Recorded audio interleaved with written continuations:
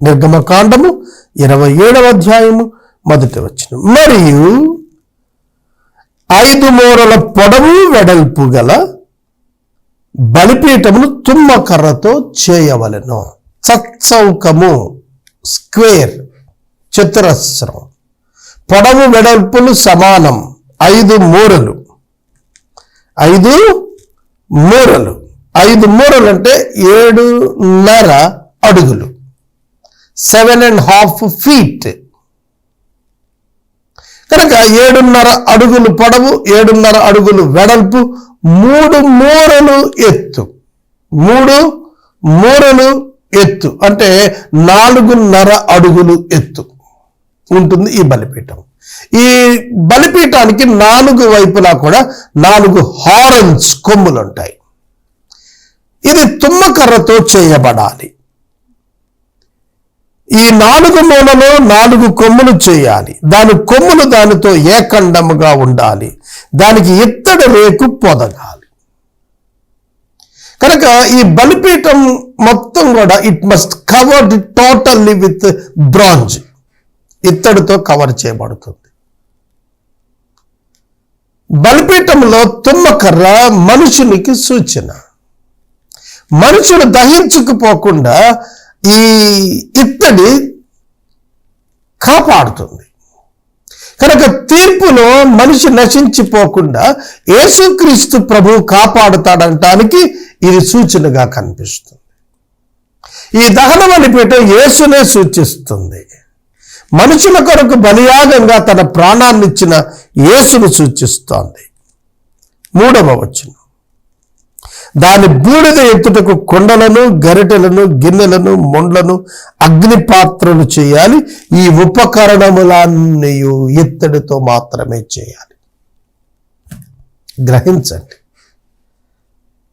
ఇత్తడి వాడుతున్నాడు. ఇత్తడి తీర్పును సూచిస్తోంది.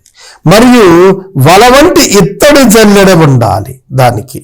ఆ వల మీద దాని 4 మూలల 4 ఇత్తడి ఉంగరాలు చేసి ఆ వల బలిపీఠము నడిమి వరకు చేరినట్లు దిగువన బలిపీఠం గట్టు కింద దాన్ని ఉంచాలి. మరియు బలిపీఠం వరకు మోతకర్రలు చేయాలి. ఆ మోతకర్రలు తుమ్మకర్రతో చేసి ఇత్తడి రేకు దానిపైన పొదిగించాలి.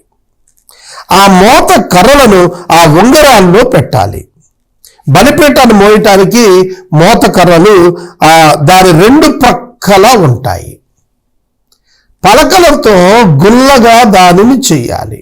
కొండ మీద నీకు చూపబడిన పోలికగానే వారు దానిని చెయ్యాలి. ఇది చాలా ప్రాముఖ్యమైన ఆజ్ఞ.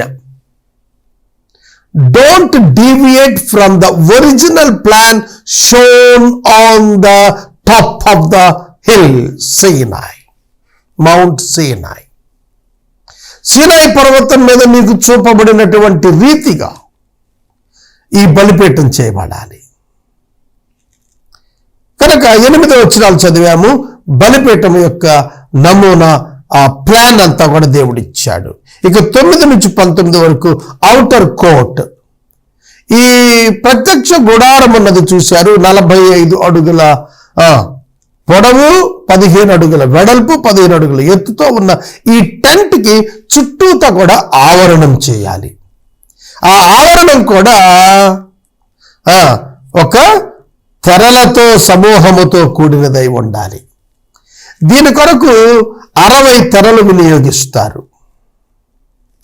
5 అడుగుల వెడల్పు, 5 అడుగుల పొడవుతో, 5 అడుగుల ఎత్తుతో ఉండేటువంటి తెరలు 60 తెరలు ఉపయోగిస్తారు.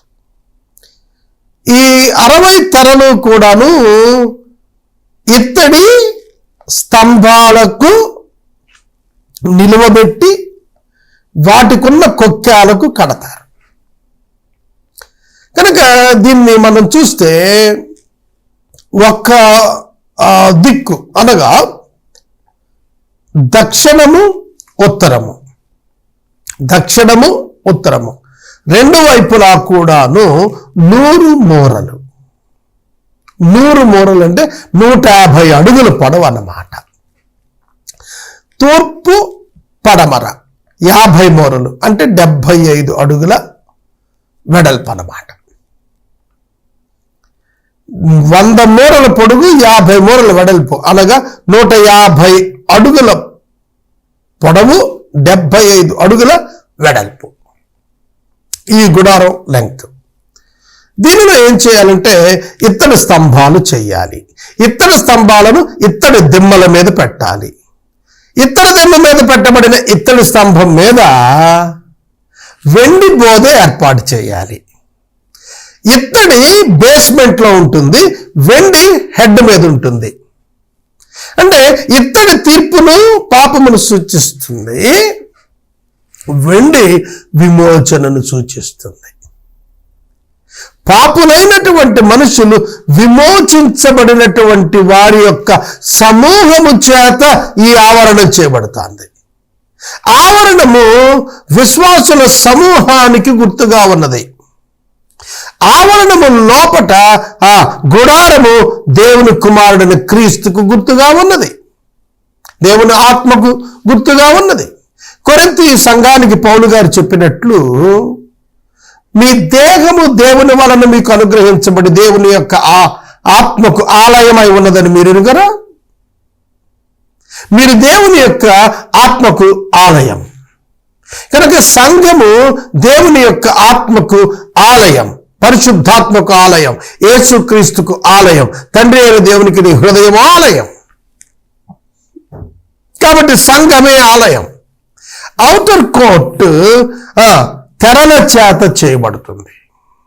సన్నని నార తెరలతో, వైట్ కలర్తో అవి చేయబడతాయి. కనుక ఆ కర్టెన్స్ వైట్ కర్టెన్స్, అనగా అవి పరిశుద్ధతను సూచిస్తున్నాయి.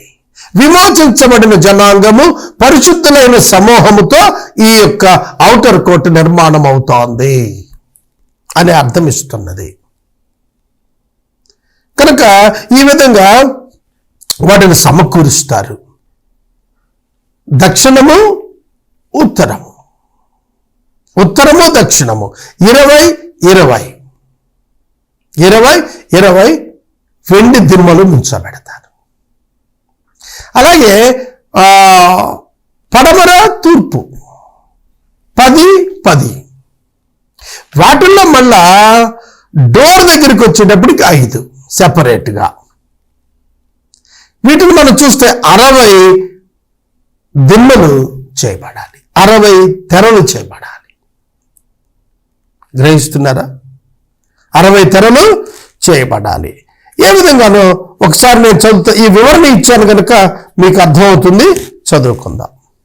తర్వాత పెండ బద్దలు వెండివి ఏర్పాటు చేయాలి. పెండ బద్దలు అంటే అడ్డుగా కట్టేటువంటి బద్దలు పైన కడతారు, అవి వెండితో చేయాలి. వెండి విమోచనను జ్ఞాపకం చేస్తుంది. మరియు నీవు మందిరమునకు ఆవరణము ఏర్పరచవలను. కుడివైపున అనగా దక్షిణ దిక్కున ఆవరణముగా 100 మూరల పొడవు కలిగదై సన్నని పేనిన నార యవనికలు ఒక ప్రక్క ఉండాలి. దాని 20 స్తంభములు, వాటి 20 దిమ్మలు ఇత్తడివి. చూడండి, స్తంభాలు ఇత్తడివే, దిమ్మలు ఇత్తడివే. ఆ స్తంభములకు వంకులు, వాటి పెండ బద్దలు వెండితో చేయాలి. అట్లే పొడవులో ఉత్తర దిక్కున 100 మూరల పొడవు గల యవనికలు ఉండాలి. దాని 20 స్తంభములు, వాటి 20 దిమ్మలు ఇత్తడివి. ఆ స్తంభముల వంకులు, వాటి పెండ బద్దలు వెండివి. వెండి ఇత్తడి, వెండి విమోచన, ఇత్తడి తీర్పు జ్ఞాపకం చేస్తుంది. పడమట దిక్కున ఆవరణపు వెడల్పు 50 మూరల యవనికలు ఉండవలెను. వాటి స్తంభములు 10, వాటి దిమ్మలు 10. చెప్పాను కదండి. తూర్పు పడమరల 50 మూరలు అనగా 75 అడుగులు, 10 వెండి దిమ్మలు, 10 వెండి స్తంభాలు. రెండు వైపులా 10, 20 వాడతారు. ఉత్తర దక్షిణాలు 20, 40 వాడతారు. మొత్తం 60 వాడతారు. 60 దిమ్మలు, 60 స్తంభాలు వినియోగిస్తారు. ఆవరణపు ద్వారమున, ఇక్కడ ఆవరణానికి ద్వారం, గేట్, నీల ధూమ్ర రక్త వర్ణములు గల 20 మూరల తెర ఉండాలి. 20 మూరలు అంటే 30 feet. 20 మూరలు అంటే 30 feet. మీరు తూర్పు వైపున ఉన్నటువంటి భాగాన 15 మూరలు అంటే 22.5 అడుగులు, ఎడమ పక్క 22.5 అడుగులు, కుడి పక్క సాధారణంగా ఉండగా మధ్యలో 20 మూరలు అనగా 30 అడుగుల ద్వారం ఉంటుంది. ఈ 30 అడుగుల ద్వారమే ఓన్లీ 1 ఎంట్రన్స్. ఈ 1 ఎంట్రన్స్ యేసుక్రీస్తునే సూచిస్తుంది. నేనే ద్వారము అని ప్రభువు చెప్పారు. ఆ ద్వారం గుండానే లోపలికి వెళ్ళాలి, వేరొక ద్వారం లేదు. ఈ ప్రత్యక్ష గుడారము చుట్టూతా ఉన్నటువంటి 12 గోత్రాల మనుషులు కూడాను లోనికి ప్రవేశించేటప్పుడు వారి వారి యొక్క వరుసలలో వారు ప్రవేశించేటప్పుడు ఈ ద్వారం గుండానే లోపలికి వారి యొక్క బలులను పంపించగలగాలి. కనుక ఇది అద్భుతమైనటువంటి అమరిక. యేసుక్రీస్తు ద్వారా తప్ప ఏ యూదుడు కూడాను దేవుని యొద్దకు రాలేడు, ఏ అన్యుడు కూడాను దేవుని యొద్దకు రాలేడు. Only 1 door. సహోదరుడా, సహోదరి, యేసుక్రీస్తు ఒక్కడే మార్గం, వేరొక మార్గం లేదు పరలోకానికి.